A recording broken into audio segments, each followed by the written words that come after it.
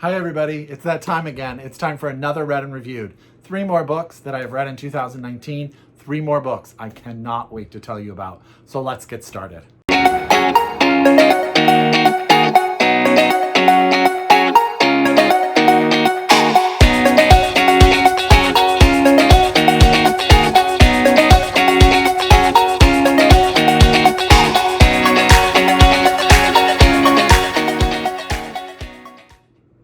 Hi everybody and welcome back to my channel. It's Russell with Ink and Paper Blog. How are you doing today? I hope you guys are doing absolutely fantastic. I hope that your guys' reading is going as well as mine has been going in 2019, the latter half of the year. I have read so many amazing books. It has just been an utter blessing. And I am here to tell you today about 3 more amazing titles. So as always, get out your pen, get out your paper, get out your Goodreads. If you are so able, please order these books from your local independent bookstore and or have your library get a hold of them for you. And then you can tell me about them and we can talk about them as soon as you've read them too. So let's get started. The first is a book that is actually coming out on November 5th. So that is not that far away. And that is In the Dreamhouse by Carmen Maria Machado. And this is out from Graywolf Press. Big thank you to Graywolf Press for sending me this free copy of the final version. It is absolutely beautiful. And this book is absolutely phenomenal. Now, this is Carmen Maria Machado's memoir where she deals with a relationship she had with a woman that turned toxic and abusive. And what she does is she uses sort of this metaphor of the dream house. What is the dream house? Now, both she and her girlfriend are in MFA programs. Carmen is in Iowa and her girlfriend winds up being in Indiana. In Indiana, she rents this little house that Carmen sort of puts this expectation on that it's going to be where the relationship comes together, flourishes, and becomes this fantastic thing that she thinks it will be. But in this dream house is when the reality of this relationship comes to fruition and the abusive nature of her partner comes forward. And so what happens and through the book is Carmen uses this metaphor of these instances that happen within the dream house and sort of formulate the relationship that she has with this woman.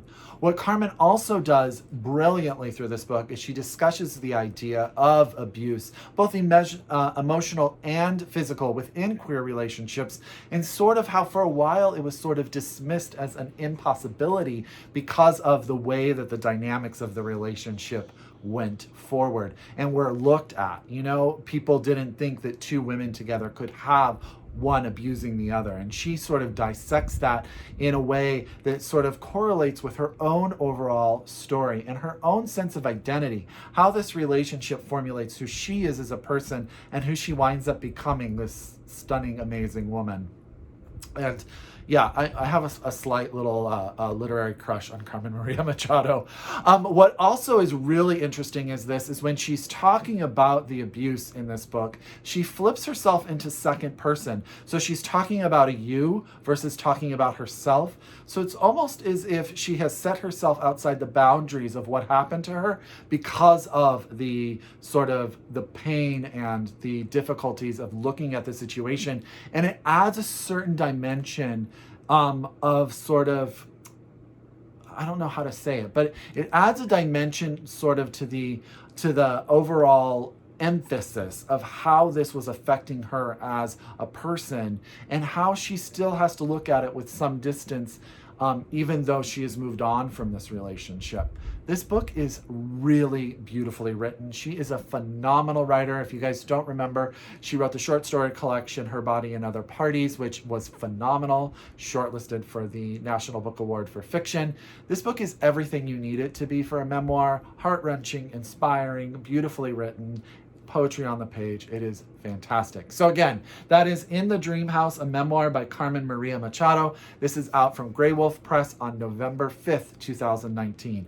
Please get your hands on it. It's in time for Nonfiction November. If you didn't watch that video where I talk about this book, definitely pick that up. I know you guys will love it.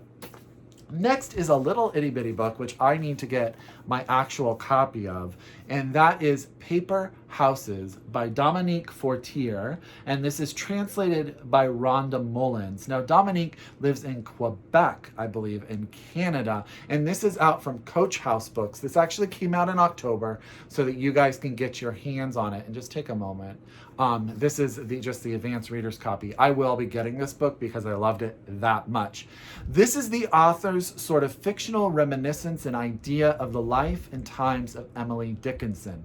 What she does is she and her husband moved to Amherst, Massachusetts, and she becomes rather fascinated with the idea of Emily Dickinson. And she creates, through her research into her life, sort of what Emily did day in and day out. And you know, Emily started her life as a person who went out into the world and became more and more reclusive as she grew older. And what Dominique does is she sort of creates this narrative in Emily's sort of relationship with nature, with her family, with words, with the art that she winds up creating from the situation that she is living in. What also is going on is the author is talking to you about her also finding home with her family. She's trying to find a new sense of home because they left a home, they sold a home to come to the US, and then they're still searching after that, searching for a place to settle down and call their own home. And what happens when they find a place that they think they can call home in connection with Emily's sense of home. This book is poetry on a page. I quoted this section on Twitter because I thought it was utterly beautiful. It says, "Words are fragile creatures to pin down on paper. They flutter around the bedroom like butterflies, or like moths that have escaped from woolens, butterflies lacking color and a spirit of adventure." That is sort of how the whole text is. It's sort of this beautiful language. I absolutely love this. It just enthralled me. Emily Dickinson has always been a very fascinating character for me. Julia, if you are watching this, because I talked about it on book club and I wanted you to hear about it because I think you will love this book. This is Paper Houses. This is out from Coach House Books by Dominique Fortier, translated from the French by Rhonda Mullins. So good, you guys. I actually read it. It's not very long. It's less than 200 pages. It took me like 2.5 hours. I was just enraptured on the couch, dogs all over me. I just read it with my coffee one morning, all morning long. It was that good. But then that book led into probably one of my top 3 reads of 2019, and that is The Man Who Saw Everything by Deborah Levy. Now, this was longlisted for the National Book Award, and that it was not shortlisted is a dosh darn travesty. This book is brilliant. Now, this cover, by the way, it's funny. My friend Steve said that this cover reminded him of the cover of A Little Life by Hana Yanagihara, and so he was worried all of a sudden that it's going to be that tragic. It's not as tragic as A Little Life as Hana Yanagihara, but I did tell him it does have sad elements to it, so he may want to be cautious. This is the story of Saul. So it's really told in 2 time periods. This is one of those books that I utterly love, you guys, because this is not a book with a ton of plot. This book is really about character and being in the mind of a person. So at the very beginning of the book, Saul is about 28 years old, and he's in a relationship with a woman named Jennifer, and that relationship has odd dynamics. He is going to be crossing Abbey Road in London, and he is almost hit by a car. And that instance sort of takes off. It sort of takes off and it becomes part of the narrative that is going on. What happens is Saul goes home with Jennifer that day. She winds up breaking up with him, and he winds up going to East Berlin to do research for a paper that he is putting together. He is a historian by nature. And while he's in East Berlin, he formulates a relationship with a gentleman named, I want to say Walter, and I'm not sure that is actually, I'm totally skipping on that name, so I apologize if that, Walter, I was right, Walter, and a relationship with Walter, who is his interpreter, and that sort of forms very formatively who Saul is going to be as a person. Then we get this another time period comes on, 30 years later. And it turns out that Saul, and this is not a spoiler, was actually hit by that car. And he is in the hospital at 58. And he has been piecing together his current life because of his injuries with this instance, this trip to East Berlin when he was 28.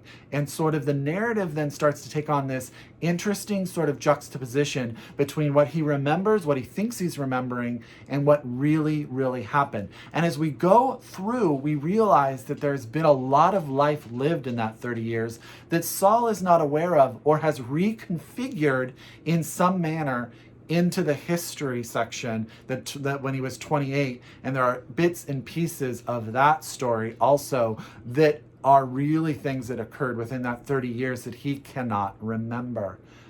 Deborah Levy is a phenomenal writer, and this is a book inside a man's head as he deals with who he is and who he is going to be as changed by this instance, this accident that he has been involved in.